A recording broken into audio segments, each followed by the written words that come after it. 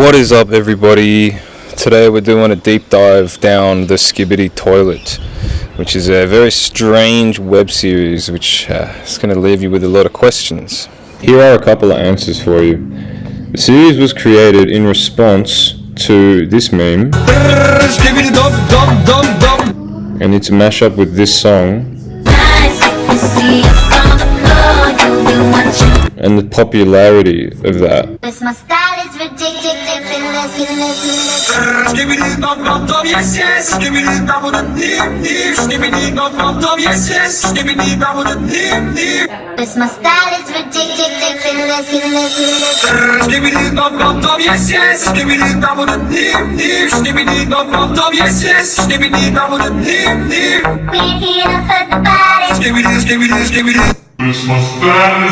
So you can see it starts off pretty innocent, you know, it's like a nice funny little video series, and then it starts to get a bit more serious here.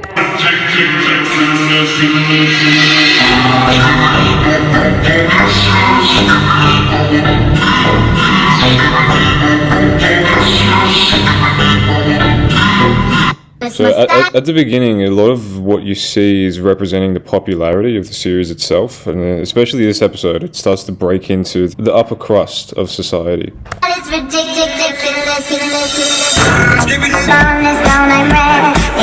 So yeah, it references its roots a lot here. Like you can see, this is a very TikTok-centric audio clip here.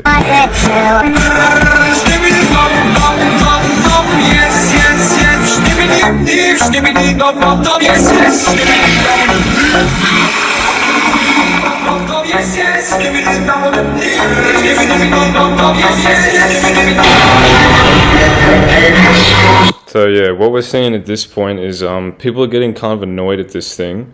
It's like, how many of these are there going to be? And they start to, they start swiping through them.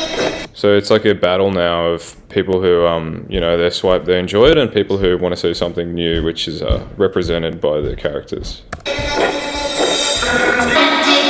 Because it's so self-referential, it allowed it to survive in a lot of this, in the kind of meme sphere. It gives it a sort of higher artistic value in the way that it's able to reference itself.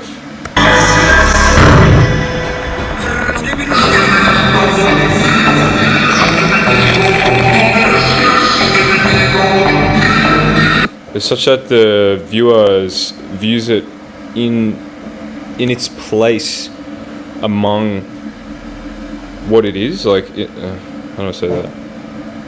Like the viewer observes it as not just a piece of art on its own, but as as where it fits in among other pieces of art on the medium in which it presents itself. So the clips are getting longer. They get longer slowly throughout the whole series.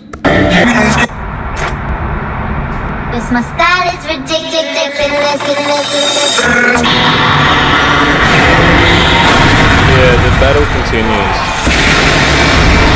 They got a new power to destroy the Skibidi toilets.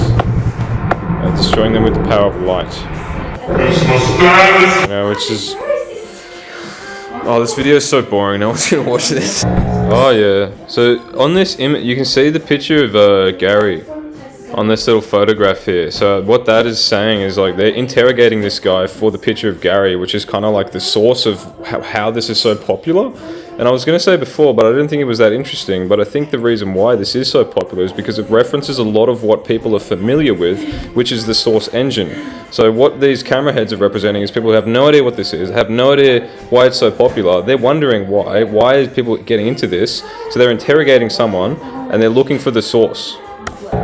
Or laughing at something really insane, and you think, why is that funny? The actual original audio is becoming more and more distorted. It's no longer referencing that meme, and it's starting to just reference it itself more and more, or it has been referencing itself more and more. It's like what we're seeing is a meme being created. But consider that this guy is just creating this on his own, right? Like, he's pretty much a one-man band, and what is he going to use for inspiration? He's going to use his experience.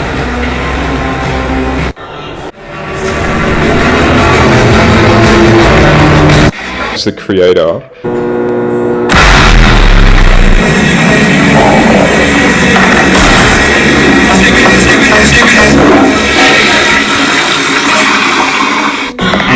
So I think this episode is kind of interesting because it shows all these Skibidi toilets in the basement. It's like kind of depraved, and I think what this represents is like children viewing this content and becoming kind of brain damaged by seeing it. And the corporate heads come in and they try to shut it down, which because of the self-referential nature, which we can conclude due to the popularity of this series, what we're seeing is the battle for the relevancy of it. Right, so the fuck boom, he's creating this and he's struggling to keep it relevant, and we're viewing his struggle. Well, his journey, his experience.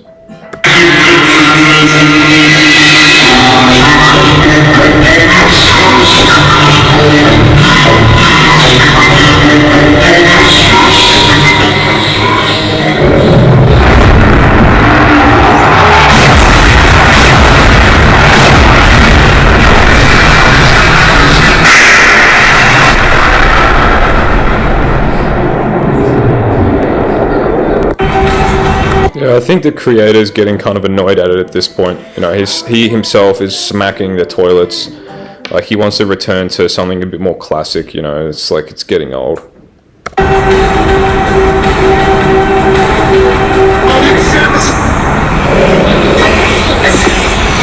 So you see, this one starts out with a different audio. It's not the same meme. And then the corporates come in, they're like,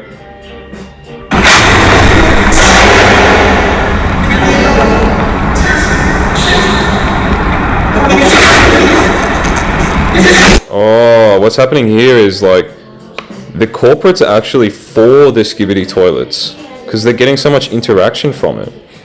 And this is like YouTube, right? This is like kids watching YouTube. They want these kids to watch YouTube. That's what they want. So they're saying to the creator, you have to keep making this, right? He's like, oh, let me return to my roots. I'm gonna cut this.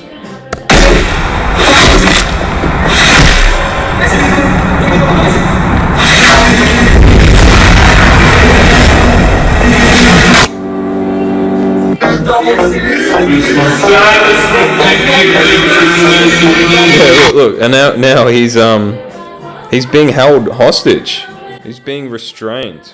He's forced to continue creating it, and you can imagine how they do it. They're serving him ads. He wants to buy a Porsche.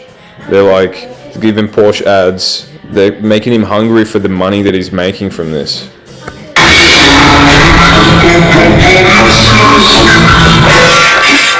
And they implant a virus.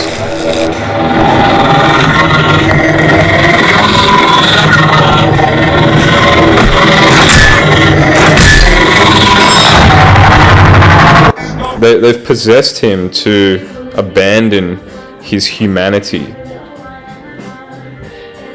Alright, I realized the whole time I wasn't recording, so we're going to do a bit of a recap.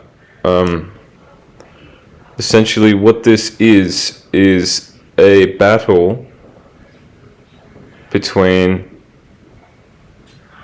toilet heads and camera heads. The toilet heads are people who enjoy this content, this Skibidi toilet content, and they want more of it.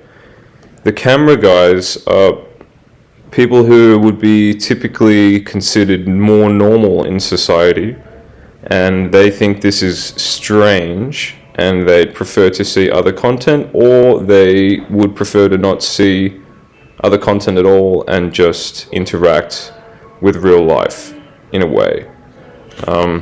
There's a couple of icons here, especially the previous couple of toilets.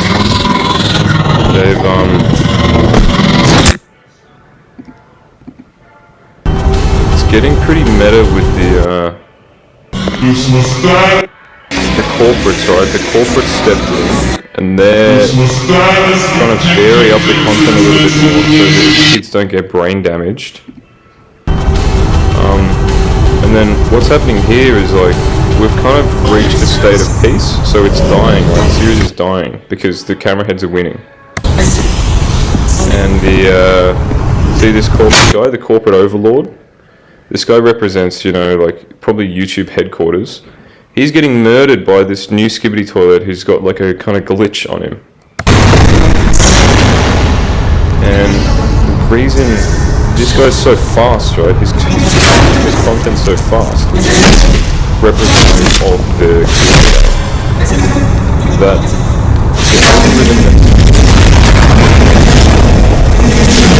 even though it's had its parameters tweaked such that it's harder for it to be suggested, because he's creating this content so quickly, it's still being viewed because of the volume of content that's being consumed. Right? Like new videos, there's many parameters to the algorithm, and some of them include recency, right? Like a new video is more likely to be suggested than an old one, and because he's pushing them out so quickly and new and fast, still getting viewed because of that recency effect, as well as because it's a series. It has if you get shown one, and you interact with it in a relatively better way than another video, any video that it could be, you're going to have a lot higher likelihood to be shown videos from that same series, which then sucks you into this rabbit hole, like as like the toilets are, like the heads are sucked into the toilet to watch all the videos, which is how we're getting to the bottom of why this is such a social phenomenon. To recap the recap, we're in a battle between digital media consumption and traditional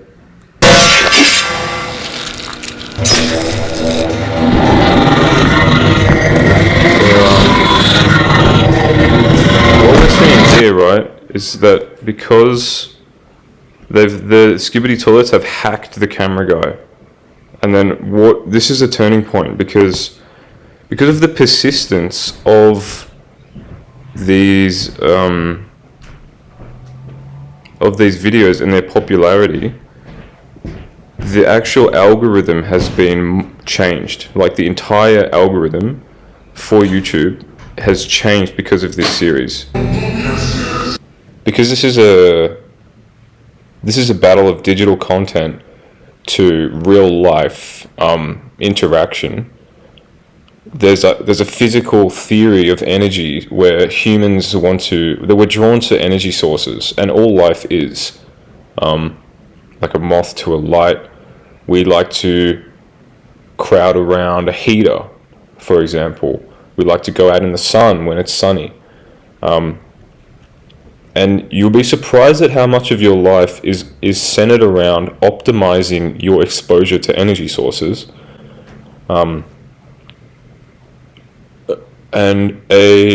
We did some maths before where if you take a solar panel and it's perhaps like a meter squared solar panel, a cubic meter, in full sunlight can generate 50 to 100 watts. And at around 30% efficiency, you could draw a link to your body standing in the sun, soaking up cosmic rays, to be at max 250 watts. So you're soaking in 250 watts, so joules per second from the sun. But your power point, right, your power supply to your house, or a power supply, is around 2400 watts. So because we're drawn to energy sources, and this whole series is a battle between digital media consumption, such as like modern ways to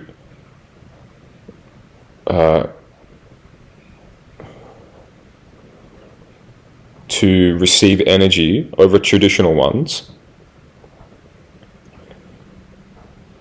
The actual total output that you can receive, or the total input, is more. Like, say let's say such that you stuck your finger in a power socket. It is more. Obviously, you would die, but there's a higher ceiling, right?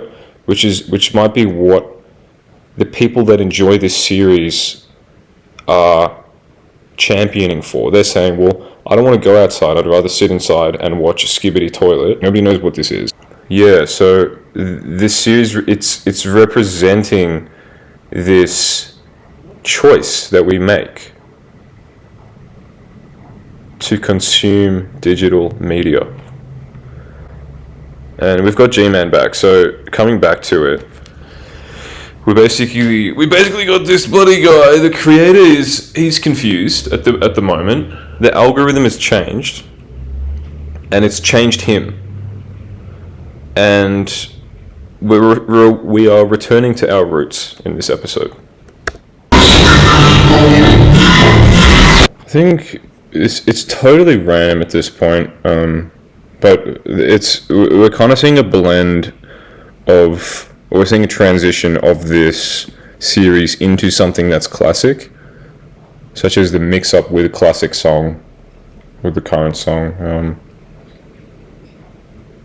After this point, we're not going to get many messages out of here.